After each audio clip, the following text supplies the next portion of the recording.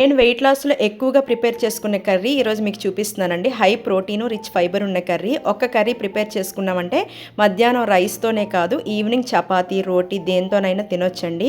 Curry అయితే చాలా బాగుంటుంది. ఎన్నో పోషక విలువలు అయితే ఇందులో ఉంటాయండి. మంచి ఫైబరు, ప్రోటీను, విటమిన్స్, మినరల్స్ అన్నీ దొరుకుతాయండి. వెయిట్ లాస్లో ఉన్న వాళ్ళు మాత్రమే కాదు, నార్మల్గా కూడా ప్రతి ఒక్కరు తినవలసిన కర్రీ అండి ఇది. నా దగ్గర అయితే మొలకలు అన్ని రకాలు ఉంటాయి. వాటిని అండ్ ములంకాడని ఇలా ముక్కలు అయితే కట్ చేసి స్టీమ్ చేసుకున్నానండి. రెండు కలిపి స్టీమ్ చేసుకున్నాను. రెసిపీ అయితే చాలా సింపుల్. మీరు ఖచ్చితంగా ఒకసారి ట్రై చేసి నాకైతే కామెంట్ చేయండి ట్రై చేసిన వాళ్ళైతే. ఇప్పుడు ఉడికిన ములంకాడలు అయితే కాస్త చల్లారిన తర్వాత ఇలా గుజ్జంతా తీసేసుకుంటే ఇంకా తొక్కల్లో ఏముండదు.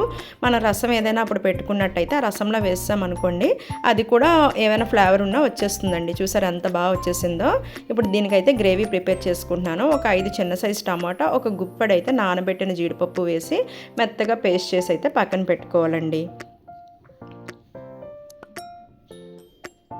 ఇప్పుడు స్టవ్ మీద పాన్ పెట్టుకొని ఆయిల్ వేసుకొని ఉల్లిపాయ పచ్చిమిర్చి వేసి కొంచెం దోరగా ఫ్రై అవ్వాలండి.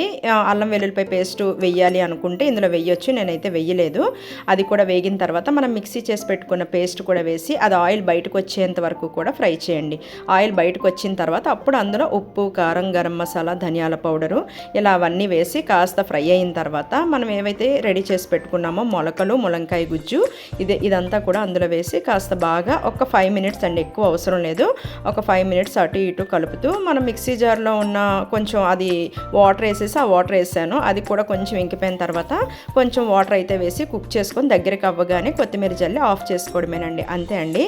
హెల్త్కి అయితే చాలా మంచిది. మీరు ఖచ్చితంగా ఒకసారి ట్రై చేసి నాకైతే కామెంట్ చేయండి కర్రీ ఎలా అనిపించిందో. నా వీడియోస్ కనుక మీకు నచ్చితే నా ఛానల్ సబ్స్క్రైబ్ చేసుకోండి. Thanks for watching.